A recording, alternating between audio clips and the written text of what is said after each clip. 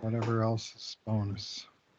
Let's do this. The Cult of Hockey podcast by the faithful and for the faithful. And I'm David Staples of the Edmonton Journal, and I'm here today with Bruce McCurdy. You finally came into focus there. You were a little fuzzy there for a second, but maybe who knows what it's going to appear like. How you doing, Bruce? Well, from the inside, I'm plenty fuzzy. It's Monday morning, for goodness sake. But actually, Out today partying I've all weekend, Bruce? already been out, done my walk, There we go. home for a 10 a.m. podcast. 'Cause I didn't want to be walking in 30 degrees or whatever the heck it's going to be later. And so here with bells on, rare morning podcast. There you go. This is my game day mug. I only use it when the Oilers are playing. So all season, every other day, I've got it going. But in the playoffs, it gets after the Oilers are out, it gets consigned to the back of the cupboard. But I thought podcast, morning time, why not dig it out and talk about a little hockey? Indeed. And there's things to talk about. Today we are going to talk about a number of topics, as Doug and Bob McKenzie used to say. We will dig into keep, hold, or fold on 3 Oilers players: Nick Bjugstad, Derek Ryan, and Devin Shore. We're going to look at the Oilers' defensive scheme as compared to the defensive scheme that Vegas used, and we're going to try to figure out which one was vastly, incredibly, unbelievably superior to the other. Hint, Vegas. And we are going to dig into some of the possible signings for this summer as well. All right, Bruce. Keep, hold, or fold, Derek Ryan. I'm in the keep camp, but keep at the right price, which, despite his second straight fine season for Edmonton, I think has to be diminishing. He's now 36 years old. And last 2 years, he got $500,000 over this cap minimum. And as we've seen coming into increasing focus these last summers, particularly, it's those marginal dollars above the cap that they're really trying to shave as much as they possibly can. And so Ryan at 1.25 last year, he had to win a head-to-head battle with Matthias Janmark to win a job out of training camp because there's only room for one of their salaries. They both made the same. So I see him. He says he wants to finish his career in Edmonton. I believe him. There's reasons why he would want to, for sure. And I just think the Oilers like him. He's a good fit. Man, he was so good in the playoffs, David. I can't tell you how many times I started monotonously repeating, get pucks deep. Every time, specifically Derek Ryan left a puck behind the goal line in the other end of the ice, whether it was a deflected rink-long path into the zone, or whether it was a shoot-in by him, or whether it was a carry-in by him while his mates changed behind him, and then he left, once he was finally ridden off the puck, he would make his change, but the puck would be 200 feet away from any trouble, over and over and over, very reliable. And he scored 13 goals. So, yeah, sure, bring him back. I just think they're going to have to find a price closer to $1 million as opposed to 1.25, maybe even on the shady side of that, David. And you know, as I do, that the jobs are getting tough for older players like Derek Ryan, and just to get a contract at NHL money is great. And in some ways, the best contract to have, if you want to play in the NHL, the best contract to have is NHL minimum. If I was an NHL GM, I'd offer Derek Ryan 1.3, 1.4 million based on his play last year on a 1-year deal. I don't think the Oilers can afford that. But if I was looking to improve my team, like if I was the Chicago Blackhawks, I think bring this guy in. Like, man, he can play. Because Bruce, in the playoffs, in terms of hockey IQ for Oilers forwards, I would say there's 3 players who stand out as being exceptional at this point in their careers. And I would say one of them is Connor McDavid, who has become a strong defensive player. And offensively, he is what he is. He's the best player of his generation by a mile. Um, but defensively, he's also become a strong player and showed that in the playoffs this year. But the other two that stand out, people who can execute whatever game plan is in place, they understand it and they can execute it and they can make it work. A lot of players can't make, I've come to realize, they can't make, if there's a game plan that really stretches them, they can't make it work. It's not within their toolkit.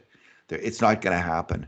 But Derek Ryan and Matthias Janmark, I think whatever system the coach wants to play, they'll figure it out.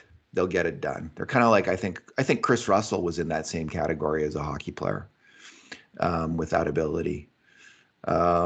Anyway, I just think he was outstanding in the playoffs. I think if the coaching staff had been super proactive, they might have moved him up to play on the second line instead of Kailer Yamamoto. I mean, Yamamoto did get bumped down, or playing with McDavid because he was doing everything right. I mean, shift after shift after shift, to the point where when the Oilers had a lead, which all of us knew they were going to give up, right? When we were watching those games this year and the Oilers had a lead in the playoffs, we knew they were going to give up that lead. And the only guys who I liked out on the ice at that time was any line with Derek Ryan on it, essentially. And, he would carry his line forward. Klim Kostin actually was also really strong two-way. Warren Foegele was as well. And they were off. Kostin wasn't so much a line mate of Ryan, but Foegele was often, I do believe. And they worked well together. So I'd like to see, based on their playoff play, all three of those players back. And I know that Foegele and Kostin are expensive and Ryan could be, and it all comes down to money. But I think it's an easy call for the Oilers. The interesting thing, Bruce, is there is a potential rift. This is a side issue I see in the Players Association when you have the salary cap, and the superstar players are so valuable to a hockey team in terms of winning games that the money. You'd have to look at this over time, how the salary cap is, if let's say the top six on a team, if a higher percentage of the cap is gravitating towards them or not. I can't say for sure if that's the case or not. Yet I think you'd have to do an in-depth study of the salary cap. But I could see a day when the bottom half of the NHL rosters, even maybe the bottom 2/3 of the roster, say, we want the minimum salary in the NHL to be something like $1 million below the league average, or something like that. Like really get aggressive about it. Maybe all get the same player. Like it would take a player agent or two who represents a lot of these kinds of players. Right. And because what right now the narrative is, there's so many good hockey players in the NHL. There's so many good players kind of at the AHL tweener level. You're lucky to get a contract. This is a very interesting narrative. And I wonder, is that true, first of all? Because what I see is lots of players who can't play in the NHL playing on bottom lines, who leak and bottom pairing defense, who leak goals against, who aren't any good at all. But it could be true. Maybe there is this huge glut of players, but it's also a very convenient one. If you want to shift, if you're hoping to shift all the money to the top players and not pay the bottom guys anything but dirt. Right. Anyway, that's. Well, I don't know what the truth is, but it would be worth studying, and it would be worth the player agent who's representing a lot of these guys to start thinking hard about this issue, because they're going to start earning. It could be they're going to start earning league minimum, the vast minimum. Yeah. It's very much trending in that direction. I've been tracking it with great interest this year, and I've written about it several times in terms of the stratification of the salaries. And the Oilers are an extreme example in that they're all either 10, 5, 3, or $1 million players, like it's sort of right within that range. And they got nothing between 1.25 and 2.75. But here's the question for you. Warren Foegele makes 2.75. He's a good player on the bottom six. He's got one more year to run on that contract. But how much better of a player is he than, say, the three guys we're going to talk about today, all of whom make a fraction of what Foegele does? It makes more sense to find useful $1 million players and spend, apparently, on contracts, and try not to blow too many of those big term, big money contracts, because those are the ones that'll kill you. I'd trade Fogle before losing Costin and Ryan if I was the GM of the Oilers. Yeah, I agree. That's what I would do. 100%. So, So you and can you know what, afford Bruce? I'd Costin need and to see. Ryan for the same price as Fogle, easy. The two of I'd them. have to actually, for me to believe this is like we're both. I'm putting forward a theory here. I'd have to see the numbers over time to see if more money's going to the top players. And actually, like as someone looking at this league, I don't have a problem. However they want to distribute their money, like they're the Right. GMs, they've got to figure it out. Whatever makes sense, you know, they're just driven by market forces and the NHLPA contract. They're just doing what is rational to them under those confines. And I don't have a problem. Like if three guys make almost all the money and the other guys are making $1 million a year, if that's what they've worked out between them, that's their business. It's really not my business. But I would say I can see though potential fracture in the NHLPA over this issue. If the fringe players can get organized, which is highly unlikely. Yeah, well, I mean, it's not just hockey, David. I mean, you look at the cast credits rolling at the end of a movie, and you draw a line below the actor on the list who represents that's more than half the money paid, and it's either the first one or maybe the second one, or certainly the top three that would make more than all of the other listed actors in a movie. You know. And often, Bruce, they're worth it because they're the ones who sell the tickets. Like Tom Cruise is, we're getting into a little philosophy here, but if Tom Cruise sells the tickets or Mark Wahlberg sells the tickets. Now, if they don't sell if it doesn't make a difference, then you can put in anyone. And what they find in some productions now is you could just, if it's a strong enough script, just put in nobodies. Anyway, so this is all driven by the market, and it is what it, and this, but this is really driven. This is a tightly controlled kind of contract worked out through collective bargaining. It's not like actors' wages. This is actually decided by the players and the owners between them, and they can work it out. So whatever they work out, I'm glad. I like a cap system. I'm good with that. But I just wonder if some of these guys at the bottom end, like Derek Ryan and Janmark, and they're just going to wondering. really get pressured. Like I say, sometimes the NHL minimum contract is the one that's going to get you called up. I mean, Dmitry Samorkov last year, he made $775, which is now the new minimum, but last year the minimum was $750. Samorkov was basically cut right out of making the team out of camp because he made too much. 25,000 they had $165 left by the time they were done. That could be And there was embarrassing. no way to fit him in there. A guy like, they had other cheaper players to fill the last one or two spots to just barely come under the threshold. So. And the owners are lucky. Like Connor McDavid could have got the maximum. If he had asked for 15 million, whatever the maximum was at the time, he would have received that. Yeah. Anyway, it's a tricky thing. It's an interesting labor agreement that they have, a way of spreading their resources. And in fairness, neither side saw it was always expanding, right? The cap was going up. And I think, was it in 2019, 81.5 million, and it's now finally going up another 1 million to 83.5 4 years later. And I thought it would be 90 million. Yeah, and there was going to be room, always a little bit of new space at the top to add salary, and instead we have sort of this it's just constriction of movement.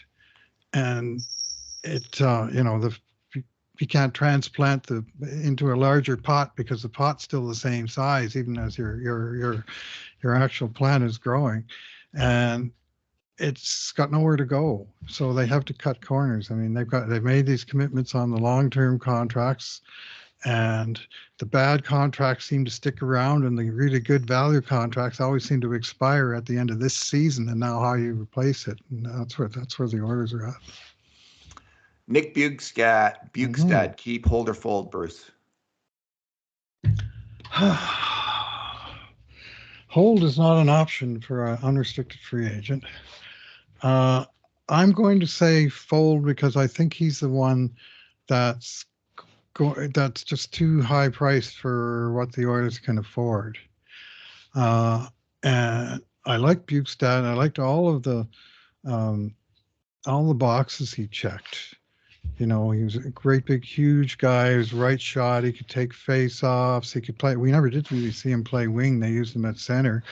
They used him at 4 or 3C or even 2C for a while in the playoffs, which I think was a mistake. And I think he was a little bit exposed there. But as a bottom sixer, excellent player, can kill penalties. You know, he hits. He's made a couple of really good defensive plays with his reach. Um, like everything about him and loved him at 450,000, which is what they got him for. So not only are they going to have to replace him, they're going to have to pay a big chunk more to even a minimum salary that replaces him. But as I wrote in my new post about him and these other guys we're talking about, is that uh, if you wanted to retain Bjugstad himself, you would be looking at a larger bump than from uh, from $450,000. I mean, think of Brett Kulak last summer. They got him from Montreal. He was a $1.8 million player in Montreal, but they retained half. So Oilers got him at 900,000. And when they did renew him at 2.75 million, from Oilers' perspective, that's a $1.8 million raise. From the player's perspective, it's only, you know, it's 50%, nice raise, $900,000 raise. But the Oilers went from paying half of his lower salary to all of his new higher salary. And those kind of steps take a bite, and you got to find that money somewhere else. And I don't see where they've got extra for Nick Bjugstad, because I think he's probably what, $1.5 million ask Yeah. next year. He's probably going to get around $2 million a year, Maybe. right? Like that's the estimate Yeah. at He daily can make a case face-offs. for it.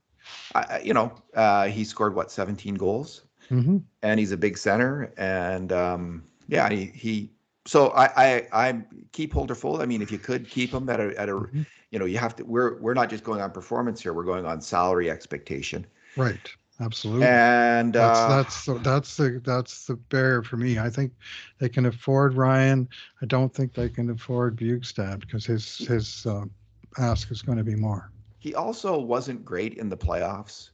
Um, we're going to get into this a little bit, a lot actually, but we mentioned this before about the line matching that went on when Bjugstad, Yes. Hyman, and Nugent Hopkins was paired up against the Eichel line of Marchessault and Eichel and Barbashev. They got eaten alive, and Bjugstad was part of that. He was struggling defensively against Eichel. He was overmatched against Eichel, not fast enough. His feet weren't quick enough to keep up with Eichel, is how I saw it.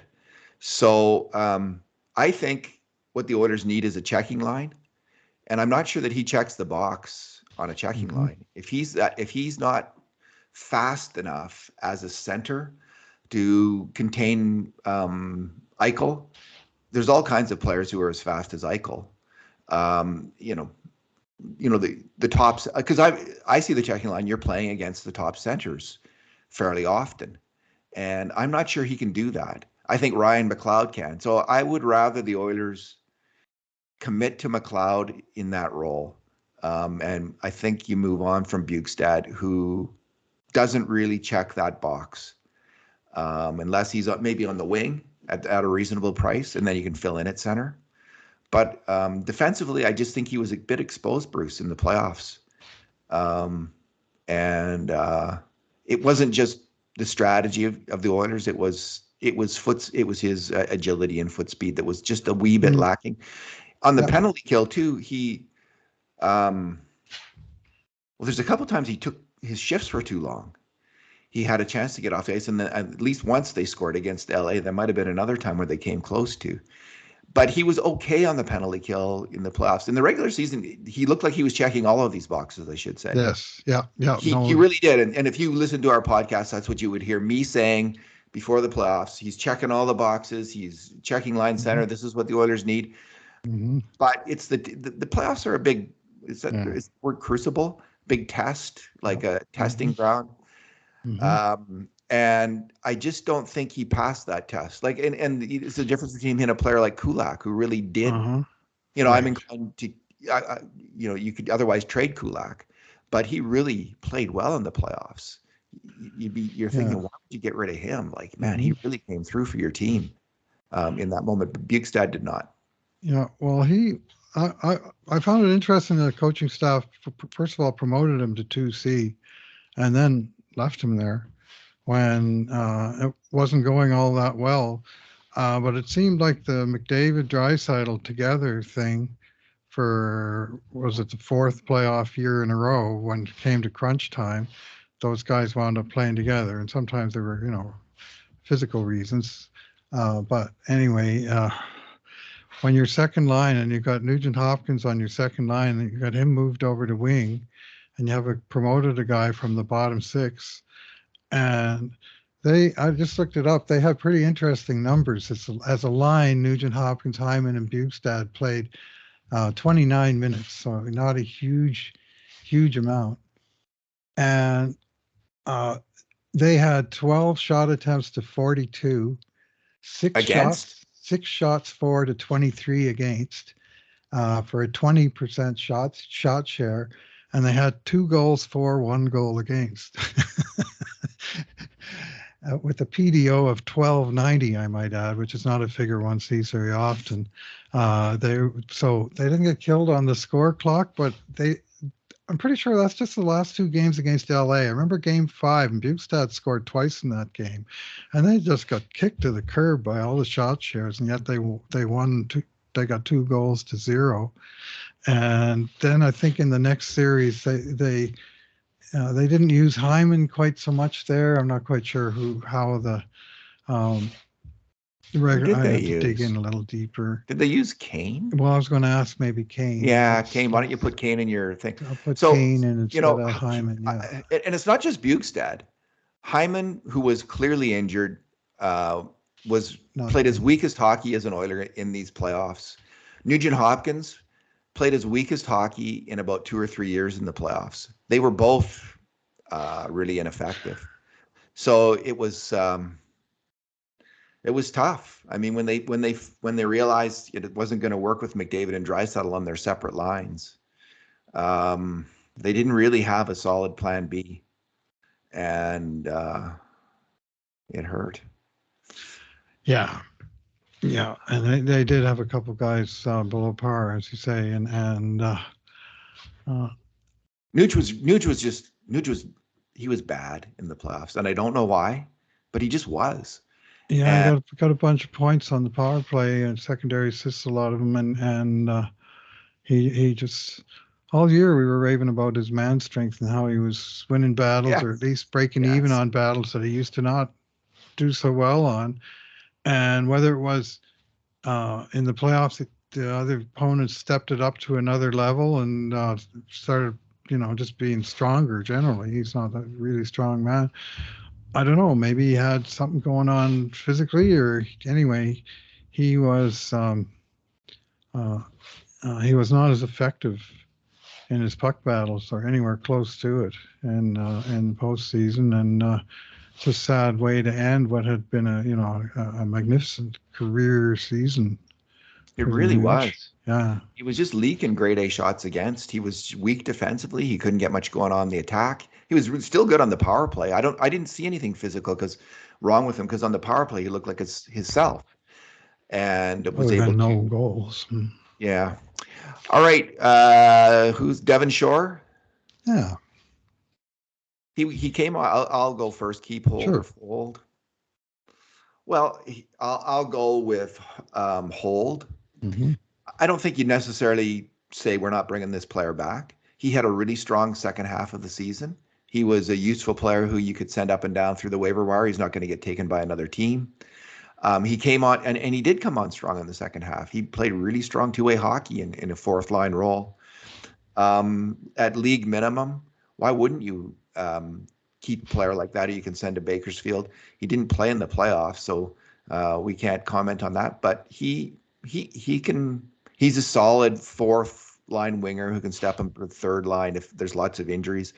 Yeah, I'm actually, now that I think of it, because I think he'll get league minimum, I'm in the keep camp for give him a 1-year deal at $750,000. Why not? Yeah, I landed in basically the same place, David, in reviewing Shore's performance. He's on now a 3-year Oiler, and uh, he's. Uh, I mean, when you want to talk about checking a lot of boxes, well, he checks the boxes of a utility player, right? Of a uh, uh, a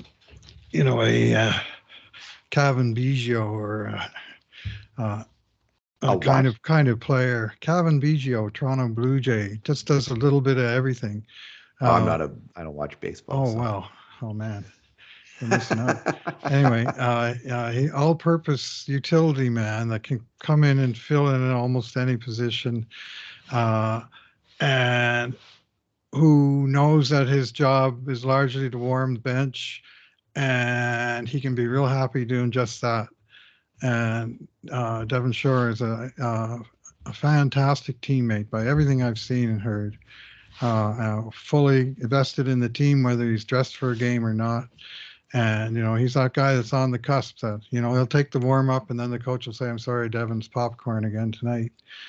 And he played 130 some out of 220 possible games when he was in Edmonton. I don't think he was ever really hurt. It was just he was always on the edge of the roster, number 12 or number 13 forward. Might come out if they go 11-7. Might um, get a run of games if a forward gets hurt for a little while. And he was this year. He was waived twice. He went to the minors on a conditioning assignment. He played his first games in the minors since 2015-16. This guy's been an NHLer all this time. Like, he's not a tweener, and he did well in those games. And then just before the trade deadline, before Oilers traded Puljujarvi, you'll probably recall this, David, and they had to send out a couple of guys to the minors, and they actually went with a 20-man roster because they had Yamamoto was coming off the injured reserve, and they didn't have the cap space. So they sent out Dylan Holloway and Shore, I think it was, and it looked like he was finally the odd man out. They were down to 20 men, and then the very first game, someone got hurt. That put him down to 19 men. They had to play one game with 19 men, and they called up Shore as an emergency replacement. So here he got another life after it looked like he was finally odd man out. And he came back and he played the best hockey of his 3 years in Edmonton for about a month after that. And he had, I think, a goal and 4 primary assists and a secondary assist, and just playing 10 minutes a night over an 11-game span, big plus, and always playing, with guys like Bjugstad and Jan Mark and bottom 6 guys, and still productive and outscoring and happy, and yet when it came time to that, I think it was Ryan McLeod came off the injury list right at the very end of the season, and guess who's the odd man out again? He stays the odd man out for the whole playoffs. Sure, he doesn't love it, but at the same time, I've never heard a whisper of a complaint out of this guy. Never heard, he knows his spot, and he does that job. I respect the hell out of Devin Shore. I really do. Well, there you go. I respect the hell out of how he played in the second half of the year after he came back up.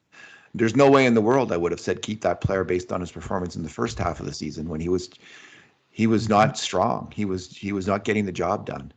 But something happened in Bakersfield, I think, and he got his 5 points in 5 games. Maybe he's got his confidence back, got some ice time, got his game going, and he came back and he brought it. Yes. So I'm in the because you can Big have minimum. He was only $100,000 over the minimum, but he can't even be that much. It has to be minimum. I think the Oilers need to sign like 4 or 5 forwards in this category and 2 or 3 defensemen in this category. Like not just one, like they did last year with Murray, where they were reliant on him.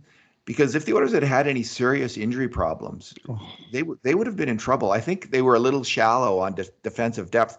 Now I understand, like some people are really high on Cam Dineen as a player. He's a smaller defenseman, but he can really move the puck. So maybe they have someone like that who's just ready. to make the move to the NHL. He is a smaller defenseman, though, and that's not generally what we see in the NHL playoffs. Certainly not in Edmonton. Well, how many smaller defensemen does Vegas have? Yeah, no, that's true. How many smaller defense? I don't know about Florida. Do they have any? Maybe Montour's not huge, but he's 6'2", I think. Yeah. I don't think there's not a lot of small defensemen playing right now or in the Final Four, I don't think. So I don't think they're wrong, Bruce, with wanting big guys. I think no, there's a reason for it. People have always loved. I've always loved 6'2" defensemen until I got to be about 30, and I think it changed to 6'3", and now it's 6'4". I really like the 6'4" guys. Ekholm, right? Ekholm. That's the prototype. Yeah. 6'4", 210, 215, right in there. Anyway, but I also remember the days of Norm MacIver playing with Dave Manson on the Oilers defense in the early 1990s. And Dave Manson was big, brawny, tough, powerful slap shot. Hit a ton. And Norm MacIver, I just call him the brains of the gang. He was the guy that moved the puck, that got it to Manson in good spots along the blue line. He was to Manson what Charlie Huddy was to Paul Coffey. Just a real support. Get the puck to the guy in the right places, cover up for him, for his messes, and just a very, very smart player. And just to go back to something that you were saying earlier in the conversation that had me thinking of Norm MacIver in the first place. I remember the criticism on him was, well, he can't box out Bob Probert from the edge of the crease, so what use is he? And I'd always think, well, give me a long list of all the other guys who do box out Bob Probert at the edge of the crease, and then we can re-examine why the little guy is having trouble with him. But that's and if the little guy's super determined, he can box out a great big guy. If he's super smart, like Chris Russell could box out Bob Probert. He was certainly get between him and the net. Yeah, yes. Well, that's it. That's all you got to do is lift his stick at the right moment. It's not about knocking him to the ice. It's about lifting his stick at the right second. Yeah. So smaller D-men can do that, and they got to be awfully smart. Like they have to be the Derek Ryan of defensemen, and maybe Cam Dineen is. Like there is a. I mean, listen. The best defenseman in the NHL is one of the smallest defensemen in the NHL, Cale Makar. I mean, he's not 6 feet. He's not 200 pounds. He's well under both, I believe. And he's just unbelievably good. I mean, I think he's 5'11".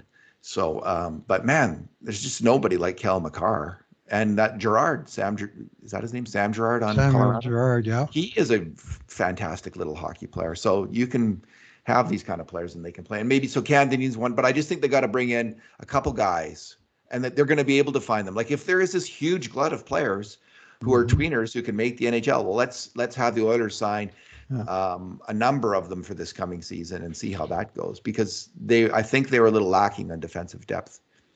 My favorite small defenseman currently in the NHL is Edmonton native Jared Spurgeon of Minnesota Wild, where he's enjoyed a terrific career. This year at age 33, a mere 34 points and plus 32 in 79 games. And just a survivor, he's such a terrific offensive player, puck mover, but smart. That's the thing all these guys, as you just mentioned, have in common. Smart. Cam Dineen is 5'11", 188. Is that about the size of Spurgeon, or is he closer to 200? He's about 5'9", 5'9", 166. Like he's the smallest guy. Like he's even smaller than Chris Russell by 4 pounds. Amazing. He must be an incredible skater. Yes. Yeah, so Dineen had 12 points in 19 games in Bakersfield. He probably would have been their best defenseman the second he got there. He's a veteran AHL player. I used him on the power play. I'm certain of it. The Oilers, like they tried to bring in some guys last year, like Justin Bailey is this kind of category of player. And they had Greg McKegg, who did not work out at all. Right. Well, he got better. He had a pretty good second half in the AHL, but he's under contract for another year. But I agree. You want to have 3 or 4 or 5 of these guys. I'm good with signing Devin Shore because you know what you got. He's only 28 years old, for that matter. He does clear waivers if you need him to clear waivers. He'd be a great mentor in the AHL level. He wouldn't be a guy to go down there and sulk. That's just not his nature. And uh, for all that they're um, uh, intangibles. I joked last night about the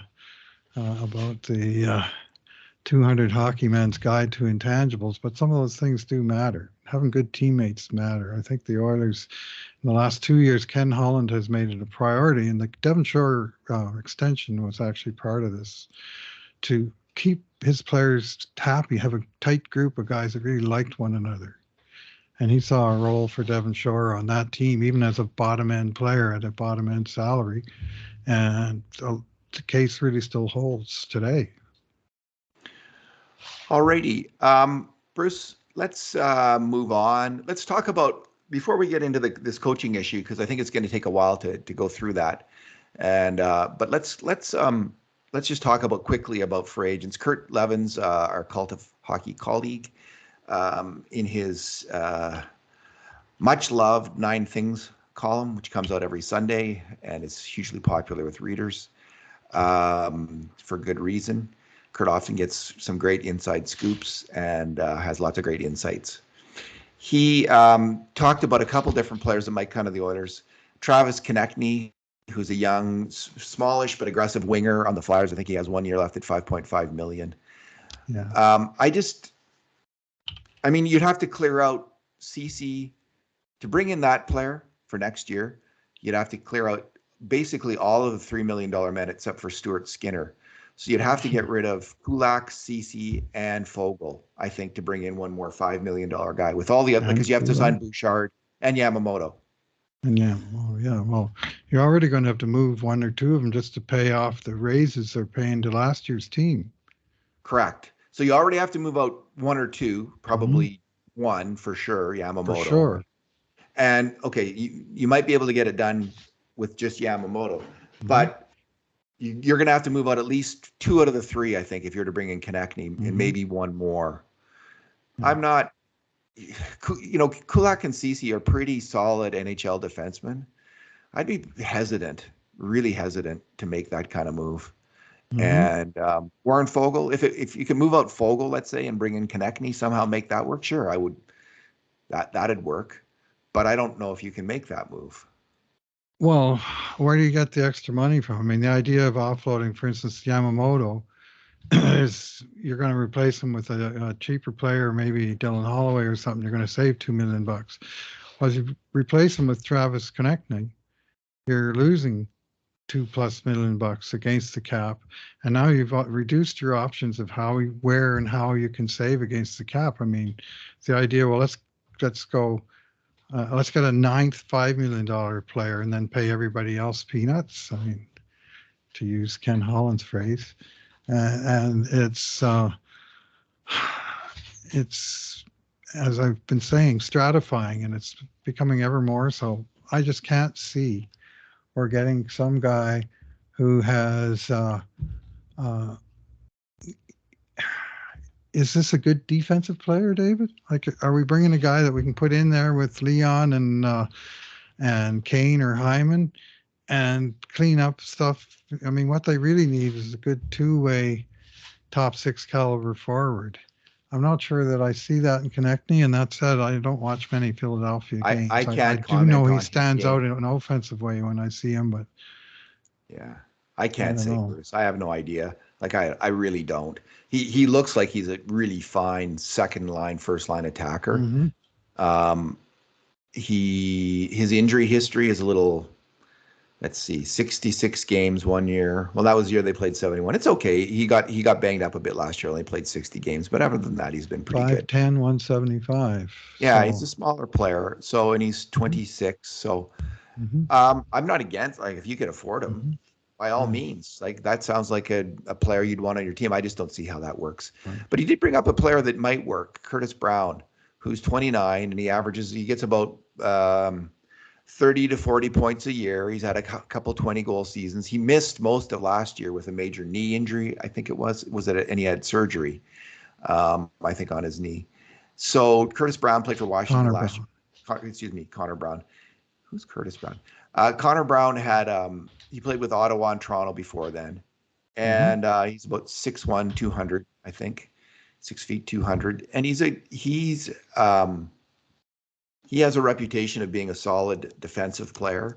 He's played kind of top 6 minutes several times for different teams in the last few years, and Sorry.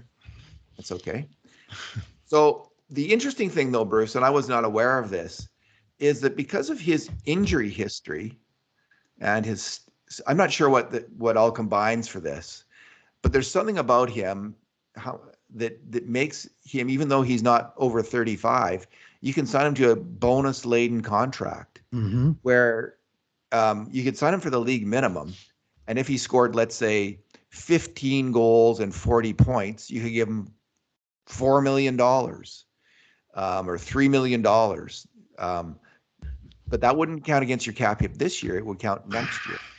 Yeah. So how bad do you want that? I ask. How bad do you want that is a really, really good question. When you could plug in Raphael Lavoie there or Dylan Holloway and give them that ice time, and they might be every bit as productive. Now they're not Connor Brown, who is a really, has a reputation as a solid two-way hockey player. Yes. So it depends what the bonuses are, I guess. How high? Like if they're $2 million as opposed to $4 million, maybe you do want that because the cap's going to go up significantly. And this is a way of having a more competitive team this year. When you really listen, Bruce, they had such a great chance to win the Stanley Cup this year. It was wide open for them. And I think it's quite a painful thing for this organization, how everything's turned out. I think they were the Cup favorite heading into the playoffs. That's how a lot of the bookmakers had them, and they found a way to lose. Next year's the same. Like this team should be in the thick of competing for the Stanley Cup, and I could see them wanting a player like this to come in and help them do that if they can make it work in a way that they can't with Konechny, right? It's just not. I don't see how that works, but this could work. And again, he's coming off major injury, but if he's only a minimum salary, and if he doesn't pan out, then if his knee isn't there, then that's fine. Yeah.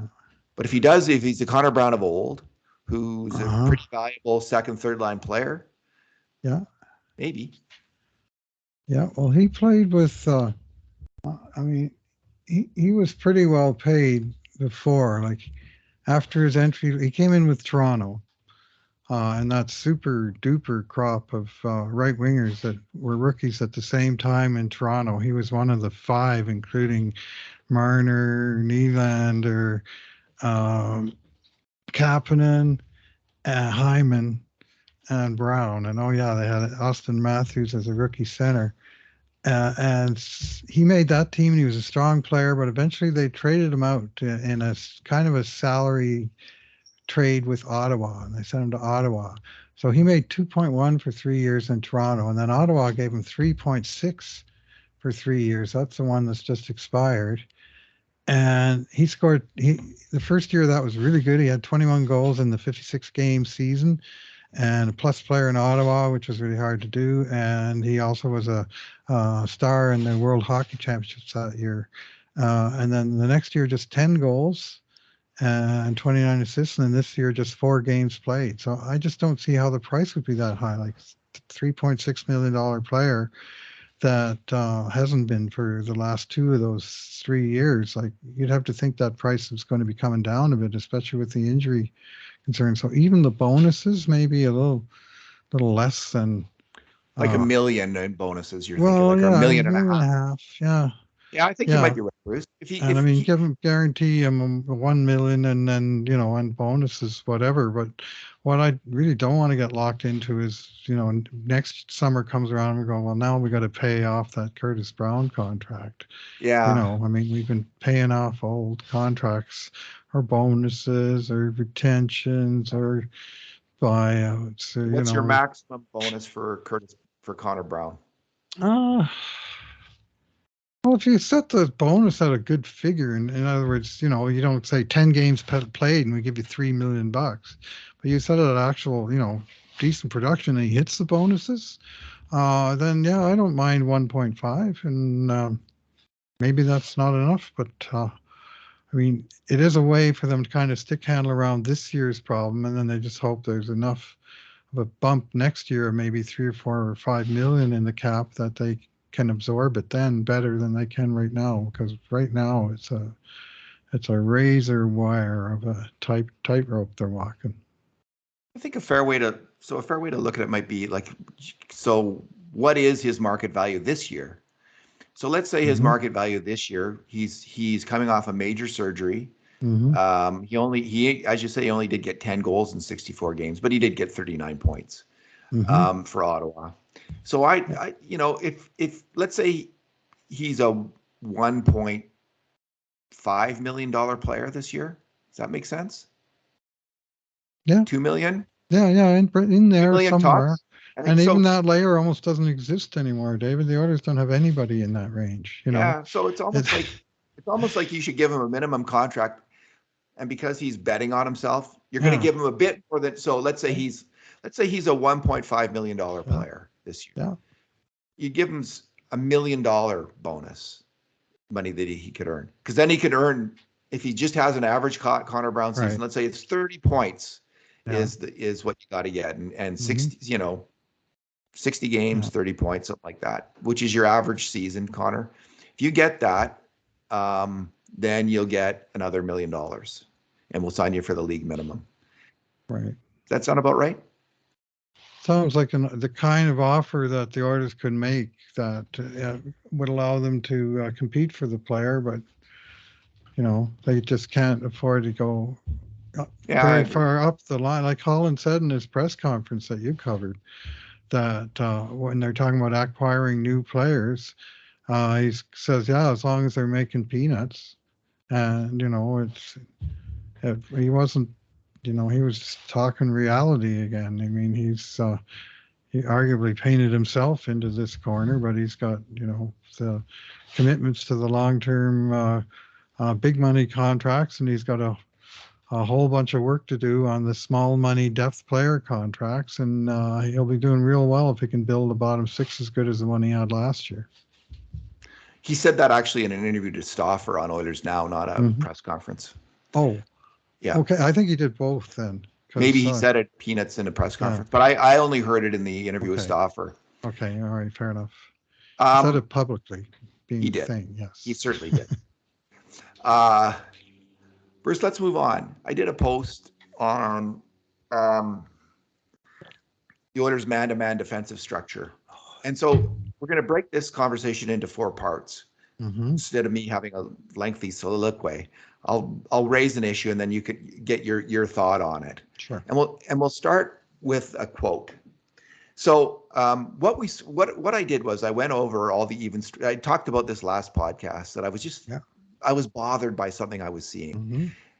These plays where Nurse or Ceci would be way out by the blue line, leaving centers to maybe cover, maybe not cover in front of the net. And just the number of times I saw that, these wide open chances that Vegas was getting, and LA to a lesser extent against the Oilers, and the defenseman nowhere near this.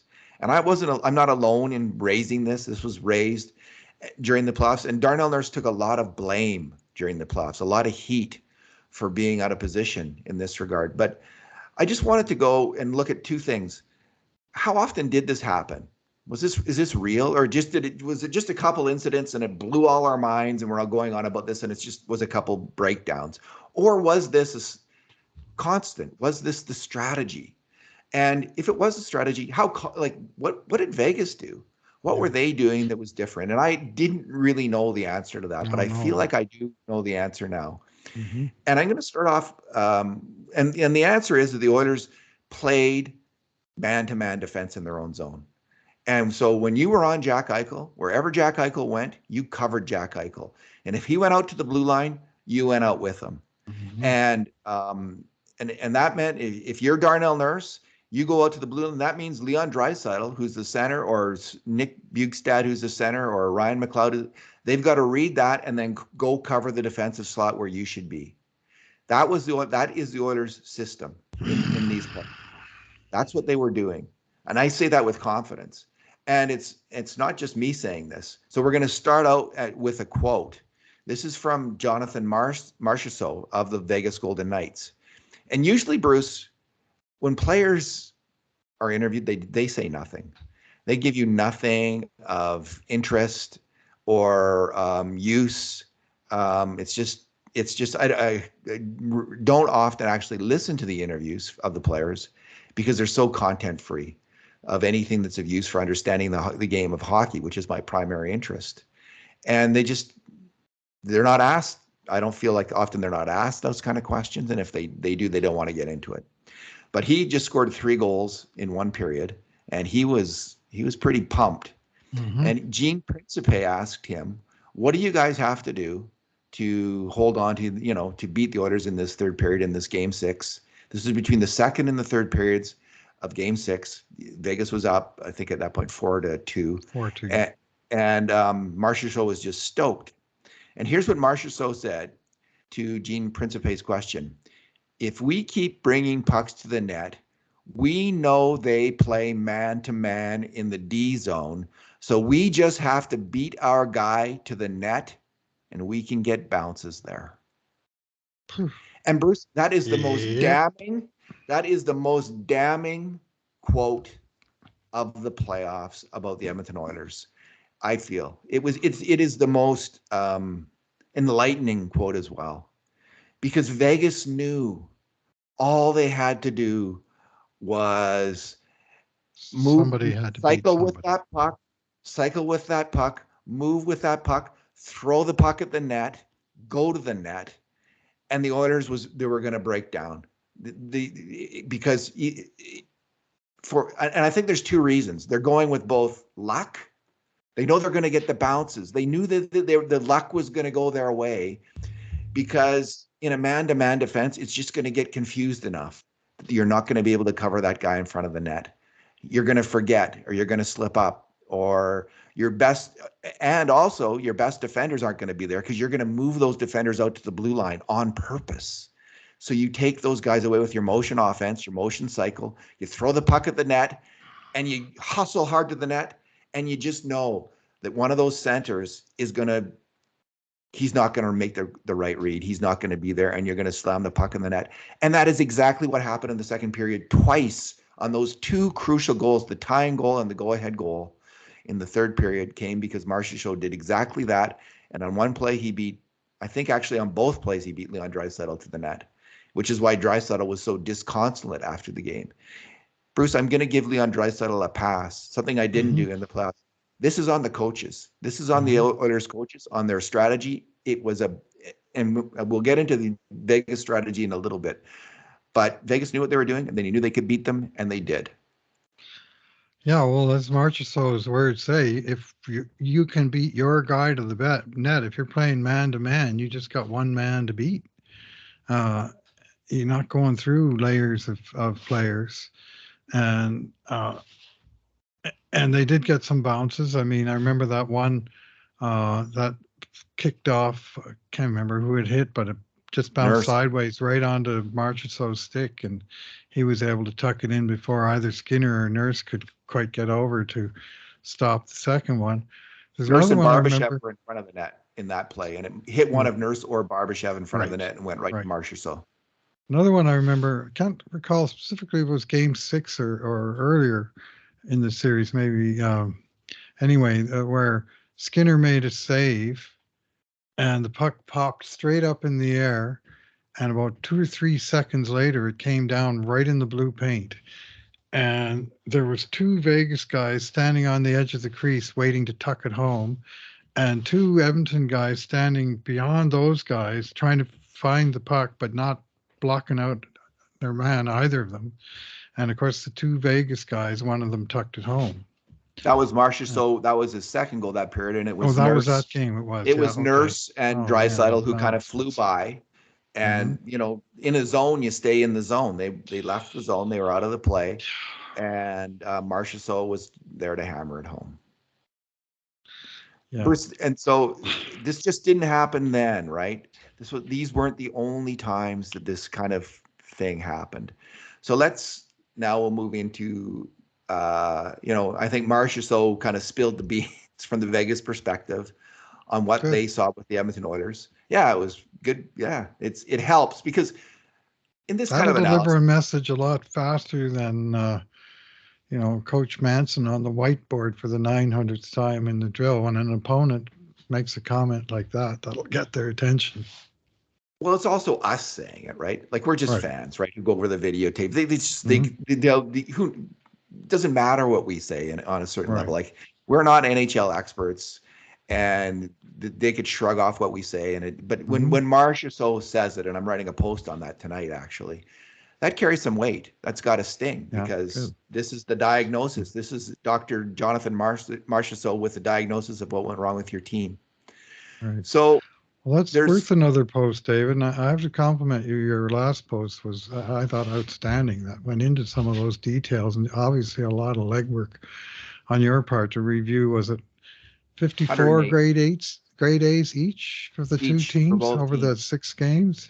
Yeah. And it was uh, uh, in promoting your post, I received a number of comments back from different people that were complimentary of the contents and and the details, sort of some of the hockey tactics and strategy that too many don't get into. I personally don't write about that a lot because I don't consider myself much of an expert on that subject. But that kind of coverage is appreciated by the meat and potatoes hardcore fans. I don't think.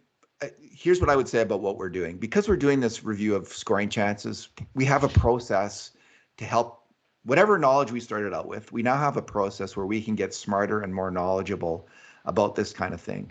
And I wouldn't have written this kind of post 10 years ago. I wouldn't Hmm. have had the confidence. And Right. I'm not saying that I'm getting this right. I'm just saying, based on our Worth asking process, the which question. we diligently do, and to try to understand what's going on, um, this is the conclusions that I've come to. I may be incorrect. Uh, I may be getting some stuff wrong. So it's important for me also to see Marcia Hmm. Show say things like that. I'm more confident that I'm Right. on the right path. That said, there's room for debate on this. And if I was to talk to Jay Woodcroft, like they don't give interviews to bloggers, so we can't ask him directly these kinds of things.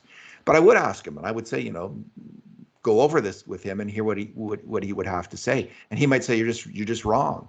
This is how the system should have worked, and this is not on the coaches. I don't think he'd throw the players under the bus, but Bruce, the players did get thrown under the bus. And fundamentally, this is what I want to be in terms of this coverage is fair and accurate. I Hmm. don't want to blame people who aren't to blame. So if Right. Darnell Nurse is way out at the blue line covering Hmm. Riley Smith, as if that was his assignment, I Right. don't want to be sitting here blaming Darnell Nurse and giving him heat when it's actually he's doing what the coaches told him to do. So this is what I'm trying to figure out is a fair and accurate assessment of what went Hmm. wrong. The first set of numbers we're going to talk about is 31 to 21.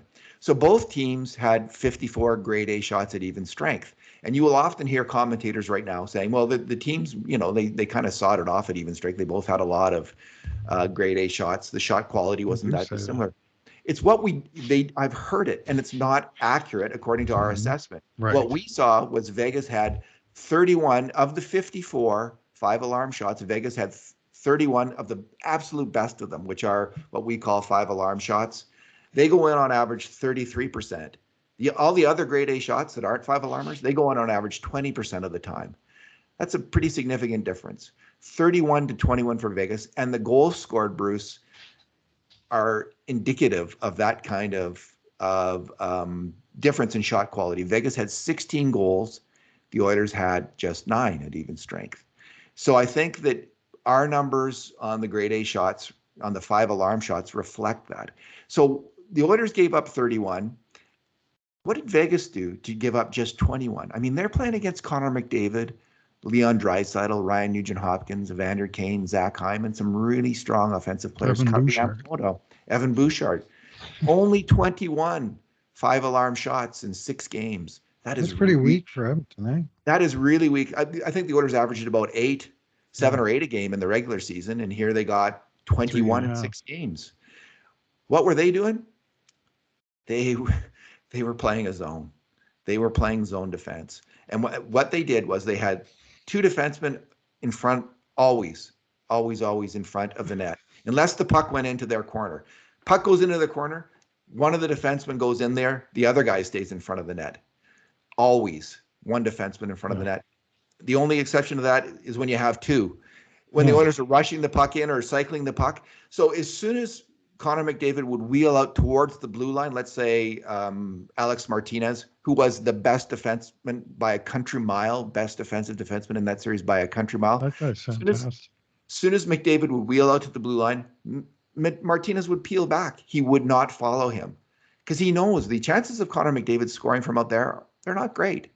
Mhm. But if I go out there, he'll use his speed and he'll beat me, and then he'll only have a forward to beat, and then they're going to score. So he would just move back to the top of the slot, and they would stack two defensemen in a zone, one on top of the other. One would be right in front of the goalie, and the other one would be about 4 or 5 feet in front of him.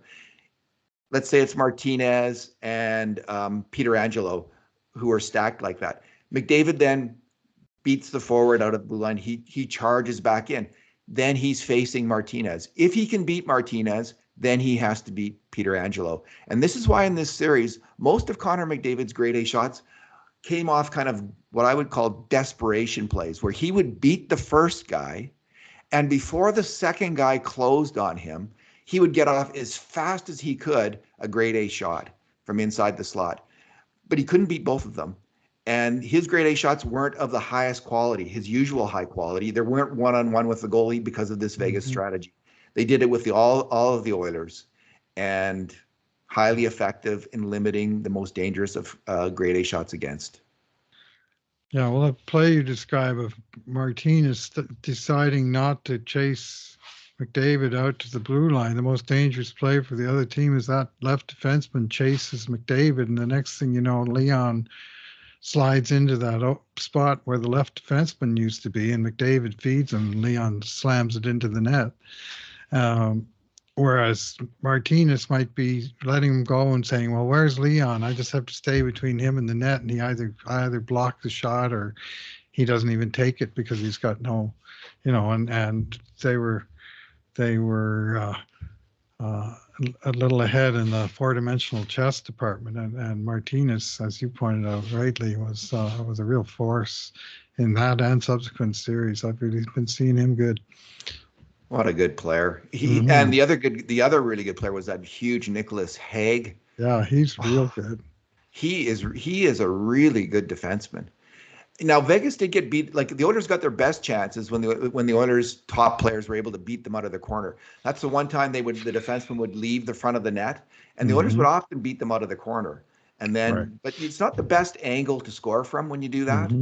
But that was a problem for Vegas. Probably next year they'll just say screw the corners. Like we'll give you that too, and we'll just keep these two guys in front of the net and play even more of a zone. Even more of a zone. The second you come close, you're done. Like I wouldn't be surprised if we start to see even more extreme zone tactics against a team like the Oilers, where you just completely park the bus, so to speak.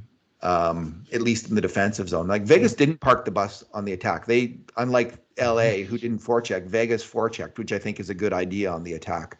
But in their own zone, they were just packed in there, and they would leave the forwards to cover off everything else up top. Covered the forwards, and their forwards did a pretty good job too. But it was really these 6 defensemen that they had who showed remarkable discipline in terms of guarding the front of the net. So the interesting tactic too, David, to stack them one above the other. Yeah. There's a lot of McDavid's goals. You see him coming in 1-on-2, and he beats the one guy wide, and the other guy's got nothing to say about it because he's on the far side of the ice. Indeed. Whereas if you stack them one above the other, he's got to beat them both sequentially, as opposed to going by the line of two of them with one move. He's got to beat them both. So that's an interesting ploy for sure. It was startling to see it, like because I didn't see it. I'm watching these games. I didn't see that. I wasn't looking for it, but I started to see it again and again and again. The same formation. All right, the next set of numbers is 19 to 14. This is just looking at the Oilers and the grade A, the 54 grade A shots at even strength that they gave up. So, a lot of them came on the rush, so they're not included in this group. But 31 of them came in the offensive end off cycle plays, and that kind of thing. So 33 of the 54. So this encompasses that, and we're looking at who is the player who's charged in under the Oilers system, man-to-man system that they're playing. Who was the guy who ended up having the primary responsibility in the slot to cover that shooter, and who allowed that shot, who allowed that dangerous shot on net in the cycle. And of those 33 shots that came off the cycle, so to speak, 19 times it was a centerman who gave up that grade A shot, and only 14 times was it a defenseman. So there's two defensemen out there, and there's just one center. Mm-hmm. But under the Oilers system, these defensemen were getting pulled out to the side and into the corners and up top and everywhere. And it was the centers who usually filled in for them. And so it was 19 times these centers gave up grade A shots in the slot as opposed to 14 times for the defenders. So one of the problems when you play the man-to-man, you're counting on a center to cover, which is a big read, which is a big ask for some of them, like who are offense first players. But it's a big ask in another way, because the defensemen, they've worked all of their lives on defensive play. Like that is their forte. That's why they're defensemen. They're really good at boxing out. They're good at lifting the stick. They're good at blocking shots. They're good at reading the play defensively. The centers are all just an order of magnitude, probably weaker at that kind of skill set, generally speaking, than the defensemen are. And this is why I think in a man-to-man system, when the breakdown happens, when you're going to get the worst, the big shots against you, it's going to be the centers who are the weak link when you isolate a center in front of the net. So of the 19 times, the centers, it was who allowed grade A shots, it was Leon Draisaitl 7 times, Nick Bjugstad 6 times, Ryan McLeod 5 times, and Connor McDavid once. So there was one center on the Oilers who had the capability, who could read the game well enough, who had the speed, who had the smarts, who had the commitment, who had the focus, all of those things, to handle this system, to thrive in this system, and that was Connor McDavid. And the other centers, they were unable to thrive in this system. It was asking too much of them, Bruce. I'm not blaming these centers. I think this is asking too much of them, the way the Oilers are trying to play. Okay. So were you looking specifically at centers, or were you looking at like F1? F1. Yeah, okay. So there was a couple there, Yamamoto. Like I didn't, Right. It was pretty rare though, actually, under the system the Oilers were playing, for the wingers to be isolated in front. It happened a few times. Right. But it was, I think, Yamamoto once, maybe Hyman once. But other than that, it was generally the centers who were, we tagged them at the time in our own scoring chance summary, grade A shot summary, as the player who gave up the shot or who missed the assignment. So it was very rare for a winger to make this kind of mistake, because they were generally covering the points. Bearing in mind that Draisaitl was frequently playing the wing, even that he was trying to do the job down low, switching off down low with McDavid. So there was sort of two centers on that line, the way that we view it. So yeah, it's not always cut and dried. Sometimes I think they get in each other's way a little bit in terms of who's got the job. Yeah, who's doing what at this split second in time. We've talked a lot about that. Yes, so for some years we've talked about that. And I think that it's still an issue. It's still an issue, and anyway, that was frustrating to watch. So I might come across a little hot here. Probably not unusual for me, but it was quite eye-opening to watch these. So the last set of numbers, Bruce, is 9-0. And a subset of this is 4-0. So the thing that was most interesting was how many times an Oiler defenseman was out of the inner slot area, out of the kill zone completely, not in the defensive corner. This isn't counting when they're covering their own defensive corner. But this is the time they were up kind of above in the ringette line, so to speak, or above the top of the face-off circles, or at least out of the scoring chance zone, the kill zone. Following a Vegas player out there. So these are the most glaring ones that got a lot of attention. Once with Nurse, once with Ceci. Desharnais did this. Ekholm. They were all in this kind of play.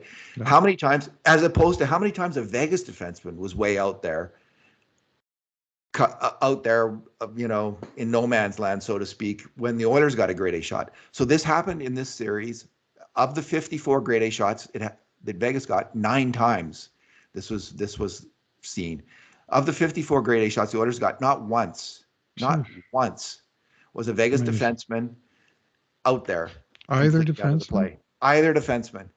They got beat out of the corner sometimes, right, and they weren't in the slot. But other than that, right. they were so disciplined, these defensemen, right. Bruce, in guarding the slot. It was their job 1, 2, 3, 4, and 5 was guard the slot, guard the slot, guard the slot, and they did it.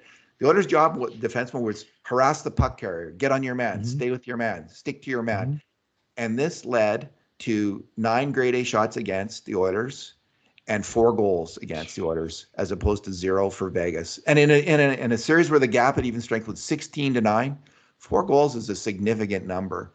It's the difference between winning and losing. At least it's one of the major differences. I think the other ones, if I was to say the 3, like I was asked this on Oilers Now before I'd done this research this week, I would say the 3 reasons the Oilers lost are, to me, are their man-to-man defense. Weak goaltending, I think, is also an issue, and or below average goaltending, I think, would be more fair. Below average goaltending and poor puck luck, because the Oilers did get a lot of grade A shots. They got more grade A shots than Vegas did, largely due to special teams, and they didn't score. But this I think might be number 1, and it's certainly the interesting thing about this one was. Goaltending is not necessarily. It's you have the 2 goaltenders. Sure, they might have gone with Campbell over Skinner, so that was a choice. Puck luck is just puck luck. This was a choice. This was strategy. This is how you're aligning your team. And I just wonder if you had switched defensive strategies. I don't wonder, Bruce, if you had switched defensive strategies in the system, the Oilers would have won this series in 5 games. Vegas would not, man to man, they would have been eaten alive.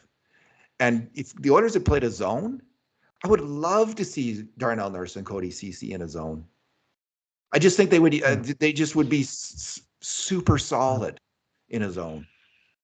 Yeah, as opposed to these plays that we saw from time to time, where you had Ceci on one side boards above the hash marks, and Nurse on the other side boards also above the hash marks, and someone like Kyler Yamamoto guarding the slot against one of the big, fast, skilled Vegas forwards, or LA forwards for that matter, and it's not what you want. And you talk about the forwards that plays in around the net. I mean, a lot of these forwards have played most of their life that there's a certain place on the ice where they let their man through and the defenseman has them, because the defensemen are behind them and they're guarding the slot behind them. And their job is to cover the high slot, not the low slot. The guy gets by him, he meets the next layer of defense. Well, if the next layer of defense is over by the boards or outside the blue line, maybe you got a little problem.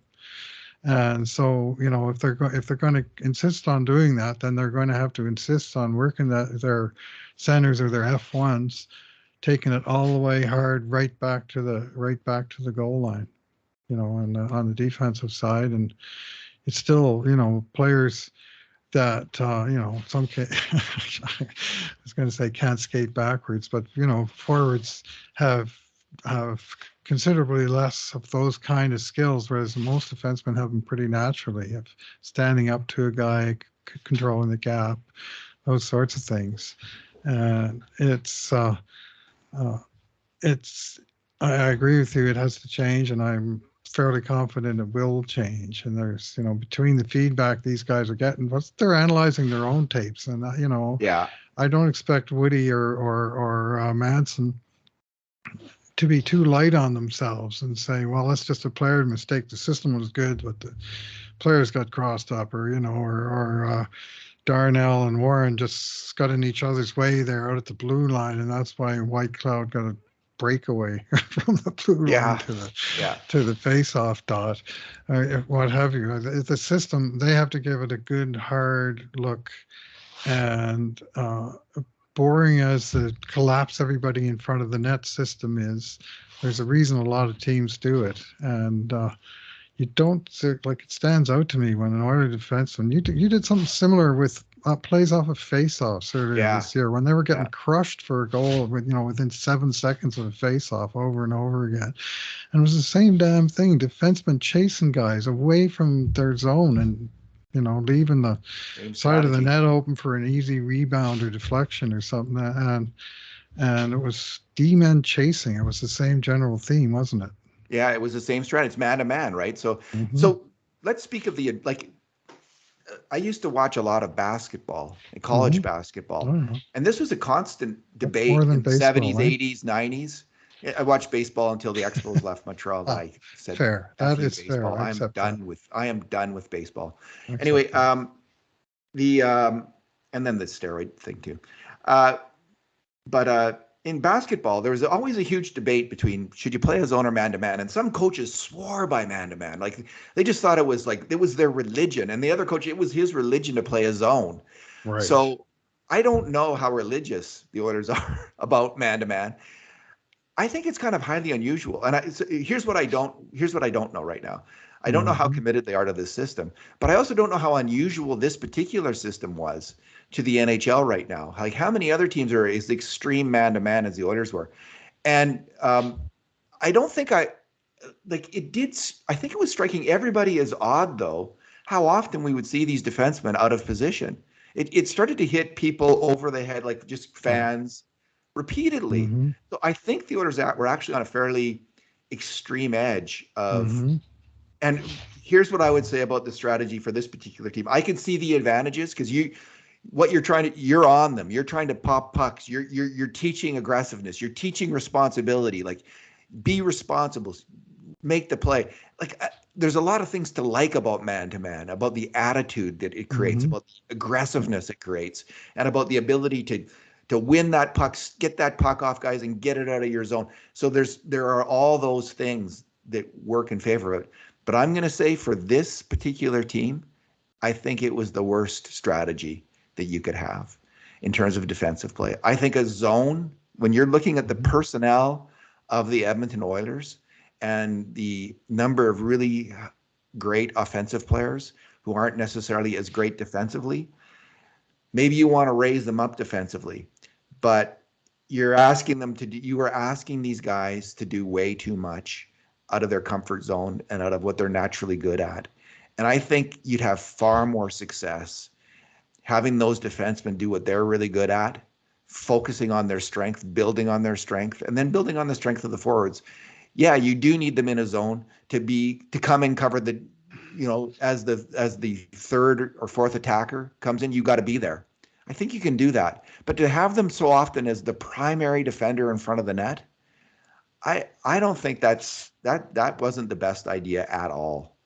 And I think we got the result partly because of that.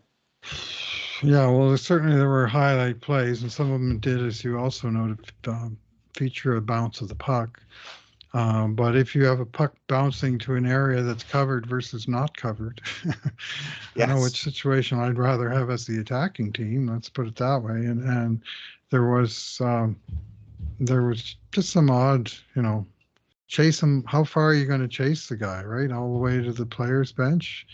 I mean, there's a certain point where Yes. guarding your territory in tight to the net from a D-man's point of view is way more valuable than chasing some one guy out to Kingdom Come and he beats you with a pass and then you're nowhere. You're completely out of the play. I'm going to suggest, Bruce, that this system crossed the line when Darnell Nurse crossed the line on the White Cloud goal. That's when everyone went crazy, right? The Yeah. second Yeah. Darnell Well, Nurse you chased couldn't miss Riley that one. Smith out over the blue line Mm-hmm. as White Cloud was steaming in. It's like everyone, Oiler fans, like you don't have to be a Mm-hmm. hockey expert to realize like what Yeah. the Yeah. F, what the Friday is going Mm-hmm. on in that moment. What Yeah. is happening here? And anyway, this is what I think what was happening. And I think it's easily correctable. Like, Well, it's so changeable. Yeah.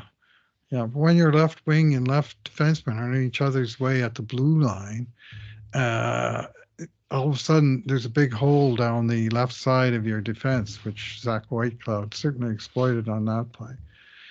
and there was just too many of those Yeah, the sort of. tying goal in Mhm, game 6 was the same play. mhm, Eichel's got the puck and he makes a back pass to the defenseman, so it gives the defenseman time to make a play. Yamamoto's blocked out in that case mhm, by Eichel himself, and mhm, Ceci's up there too, and Theodore puts the puck quickly on net, bounces off Nurse, goes to Marchessault, goal, right. because Leon Draisaitl hasn't gotten back quick enough. And after the game, Leon Draisaitl is blaming himself for Mhm. losing the series, for not playing well enough, and feeling bad about what happened. Yeah, Well, well, we all felt bad about what happened, but there was more to blame than just that. Anyway, I remain upbeat about the coaching staff. I do think they've got lessons to learn, and they were taught one in that series, and I think they're smart enough to learn that lesson and come back uh, stronger next year. To me, they're where Jay Woodcroft's where John Cooper was in about 2013 or 14. He's I agree. I think this is a coach who learns. yeah, I and listen, this is a coach who seems to be very good with the players, a very good yes, teaching coach, yes. who's raised up any number of young players now, and has Hmm. helped their games along, and they've improved under him. Who's been able to integrate a number of younger players into the lineup, and who helped develop the best power play the NHL's ever seen. Um, this coaching staff has a lot of strengths, Yes. and in terms of they're good with Hmm. they're good with the media. They're good communicating with the fans. I Hmm. think they're good communicating with the players. I think the players. I get the sense that the players love being on this team and love playing for these Right. coaches. So there's all that. So Right. this is a mistake that happened, and we'll see. I'm going to wait now keenly to see if they correct this and how they correct it, because that's going to be really Right. interesting to Yeah. see. Are they going to go how like Vegas? I think might have had a fairly radical zone, a very like a Yeah. we don't know, but I don't know enough about this That to stacked high-low defense pairing. yeah. Let's That's. yeah. So what are they going to do? Are they just going to copy Vegas? Hey, maybe that's the best plan. Like Hmm. Yeah. imitation Well, is the sincerest form of flattery, and maybe it's time to flatter Cassidy and copy his system and see how that goes they for the got two little. problems. They have to figure out how to stop Vegas, and they have to figure out how to beat Vegas at the other end. And if they use Vegas's defensive system, or not, but they need to learn how to attack against that system. So there's sort of two distinct problems. That is But a really hard problem. How to yeah, attack it, man. well, I haven't thought about 21 that. five-alarm shots in 6 games tells me they weren't very successful. And I got to say, I came out of that series with a huge amount of respect for Bruce Cassidy. And Yeah, he'd done a good job in Boston for a number of years, but other conference. Whereas this is right in a division. When you see a guy's team play 6 games in a row, uh, and gradually emerge and come out on top, part of it was tactics and system, and Vegas won that, no question. But how do Vegas, you? Cassidy got the better of Woodcroft. I got plenty of respect for Woodcroft. So for Cassidy, ditto. Did a great job. Looks like he's about to win the Stanley Cup, doesn't it? Sure does. And congratulations to the coach who came up with that. I mean, they're Mhm. doing a lot right in Vegas, obviously, Yeah. tactically. Yeah. They've got a system that works for this team, which is a talented team, but it's not the most talented team in the Hmm. NHL. And yeah, defending I really do think players like Ekholm, Bouchard, Nurse, Ceci, these guys can all. I think they can thrive in a zone system Hmm. where they're asked to protect the front of the net. I have no doubt Hmm. Darnell Nurse will be outstanding at that, and Cody Ceci. I think it really suits Cody Ceci, who then won't be asked to be skating around as much with a bad groin, Chasing into the corner and chasing everywhere. sidewalls. This could really work for the Oilers Mhm. if they change this up, and I think it's going to work for McLeod and Draisaitl and the other Mhm. centers as well. Attacking Mhm. it, Bruce. Mhm. What do you when they really pack it in like that?